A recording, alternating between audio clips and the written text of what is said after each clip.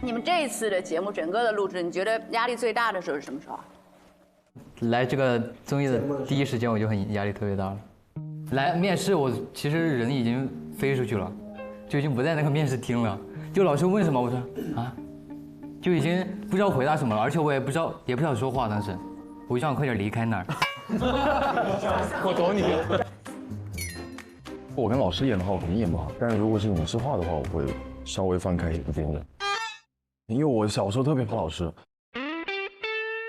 哎，那你那个什么姐姐，我们开始交往，那个交往是你当时临时想出来的吗？姐姐，我再也不跟小新交往了。原来你们都开始交往了。我不知道，我死嘴。然后到我编水的时候才是压力最大的时候。那么汤的水是没有反应的，要很半天才要演这个。喂，开始啊，省心。你当时怎么都哭不出来？我当时确实哭不出来。然后呢，振宇哥过来跟我听到他在旁边，他不是对我说的，他说怎么什么样的人都能来这个节目。其实当时我一瞬间就感觉是击到我痛处了，我当时一瞬间就想哭了。但是呢，我一想哭，本来就想准备开始了嘛，然后直接把我换了。我当时其实真想哭出来了，我就准备3、2、1开始，我直接哭，然后结果把我换了，我就走了，我就去一个无人的角落，偷偷哭了，泪给流出来了。对，我那天也哭了。我看到了。你那天啥时候哭的？就是后来去改装什么的时候，我就是其实压力真的挺大的那天。然后我当时也是面临着，一个是他被换，就本来的搭档被换，然后再一个是我就是始终那个状态我进不去，不对的话。你怎么能进不去状态呢？你一个上戏毕业的，我真进不，就是所以我那天就特着急啊，我越着急越进不去，越进不去我越着急，就陷入一个恶性循环了。你是不是做完那个造型，你觉得自己很别扭、很怪啊？那倒没有，我对造型没有什么那个啥。我觉得他应该不在乎自己脸。对啊，我不在乎的。确实从那一天之后，我觉得我的这个演戏的心态也好，或者是这种感受也好，确实是进步了一些。是。你呢？你最大的压力是什么时候？演那个许仙的时候。你再说一遍“剑桥双花”。白虎。双花坊。白虎。写了很久，然后就根本就说不出来，没办法。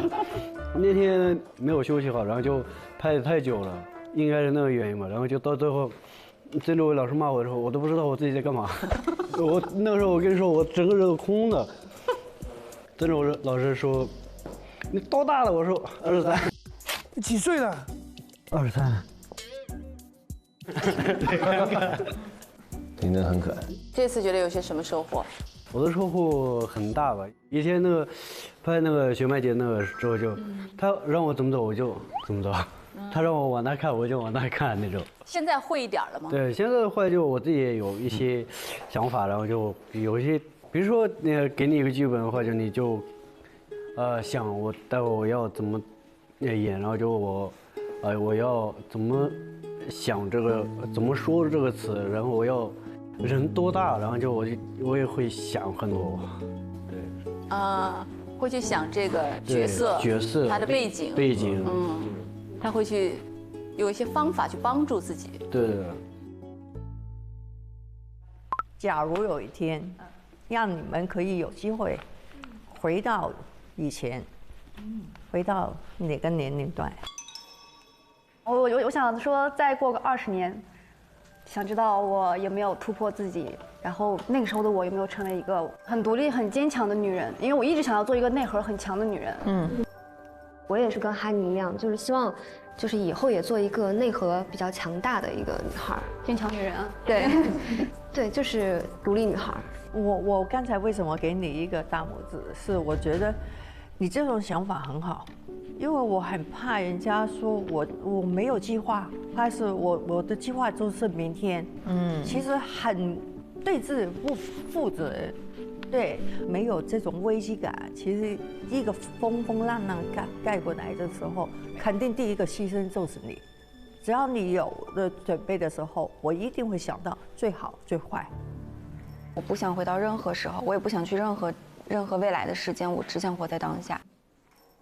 如果说遗憾的话，我应该是在这个节目上的表现得特别差，但是我还是没有觉得说哦，我后悔，我想要回到那个时候。就是如果在当下我做出那样的决定的话，那一定是我当下觉得这可能就是我最想做的事情。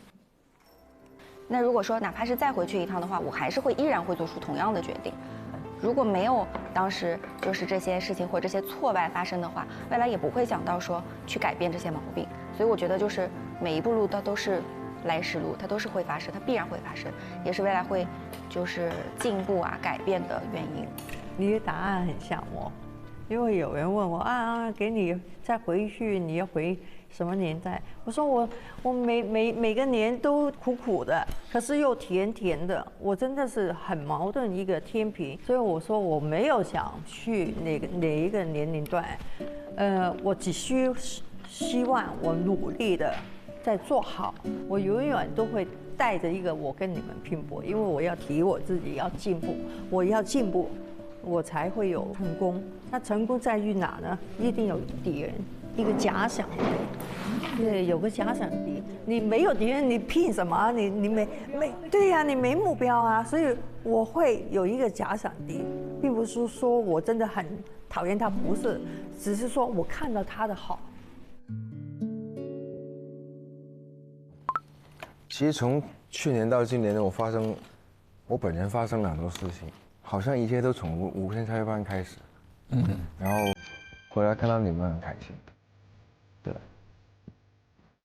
今天来看到你们的气氛，我是有点想念我们那时候的时候。其实我们也是这样。我觉得就是那个当下可能很累，压力很大，等等等。但是其实像我们现在已经过去了嘛，再看你们就哇，这个就像什么呢？就像同学会。对。第一届毕业了，第二届毕业了，第三届毕业了，一届一届的，第五届可能就5届的同学都来，我很开心啊。我们是第3届的训练班。对呀。我觉得这个节目是一年比一年。你说进步也好，或是严谨也好，而且导师越来越对每个学员的帮助更大，又讲得更彻透，对，深入很多。对呀。赵老师，其实我吧，这次超越班找我，其实已经找我第3次了。第1次是因为我刚参加完另一个演综，我就不太想连着参加演综。这一次做了很多思想工作，就你们第2季的节目是你们从播我就开始看了一遍了。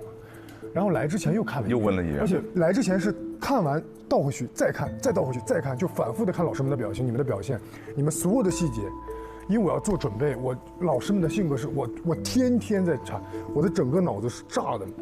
我们录了2天的那个初舞台，我全程坐在角落里没说话。对，就我平常不是那么抑郁的状态，但是那第1天我能看出来你。我没有想好怎么上台面对老师们，我也没有想好那么长时间不录节目了，怎么突然一下告诉老师们，我还挺好的，看我一眼，就那种感觉会很。我懂。